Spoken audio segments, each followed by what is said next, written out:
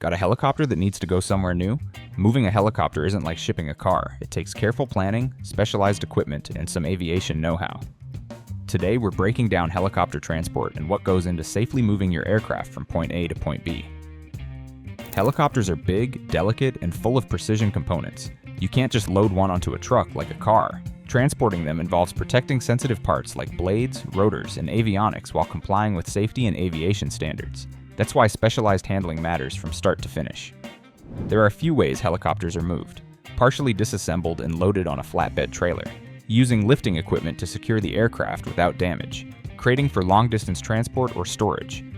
Professional crews use custom cradles and tie-downs to protect the aircraft in transit, and route planning ensures clearance and safety at every step.